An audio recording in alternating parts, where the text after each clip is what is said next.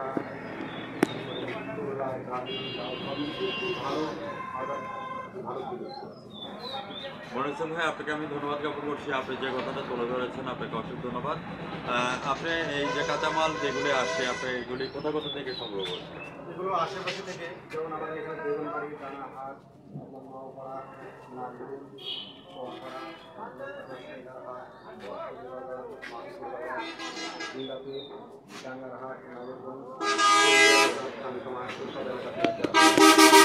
হোসেন ভাই, এখান থেকে মালগুলি কোথা কোথা ডেলিভারি দিচ্ছেন? আমি মূলত ডেলিভারি দিয়েছি চট্টগ্রাম, ফেনী, কুমিল্লা, নিমসা, সিলেট, নতুন বাজার, সব জায়গায় একটু বিশেষ করে আমার মাল যায়। আচ্ছা, আপনাকে অসংখ্য ধন্যবাদ জ্ঞাপন করছি মনির হোসেন ভাই। আপনি কি কখনো চ্যানেলে সাক্ষাৎকার দিয়েছেন কিনা এই কথাটা?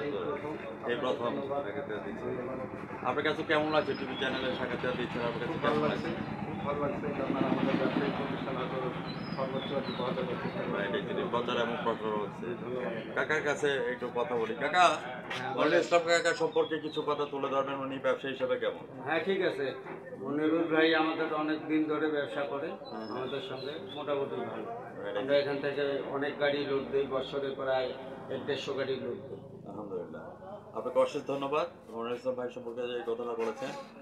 মনির ভাই, আমি লাস্টে একটু বলে যাচ্ছি, যখন শ্বশুরবাড়িতে যাওয়া হয়, শ্বশুরবাড়িতে গেলে আপনার বস্তা ভরে সবজি নিয়ে যাওয়া হয় নাকি? শ্বশুরবাড়িতে গেলে তো খালি হাতে যাওয়া যায় না। না, তা তো অবশ্যই সবজি তো নিয়ে যাওয়াই লাগে, যাতে শ্বশুরবাড়ি যাবো আর যেহেতু সবজির ব্যবসা করি, শুধু শ্বশুরবাড়ি বলে না, যে কোনো আত্মীয় বাড়ি গেলে সবজি নিয়ে যাওয়া বন্ধু বান্ধব সবাই সবজি খায়। ভিউয়ার্স, আমি যে কথাটা বলবো, শ্বশুরবাড়ি যাওয়ারে 8-10 জাতের সবজি নিয়ে বস্তা পুরে 10 বস্তা নিয়ে শ্বশুরবাড়িতে যাইতে হবে, তাইলে জামাই আদর পাওয়া যাবে, এছাড়া জামাই আদর পাওয়া যাবে না।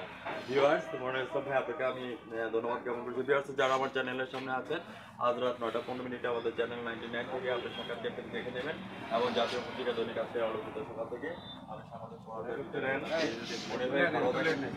ধন্যবাদ আপনাকে। আপনাকেও ধন্যবাদ।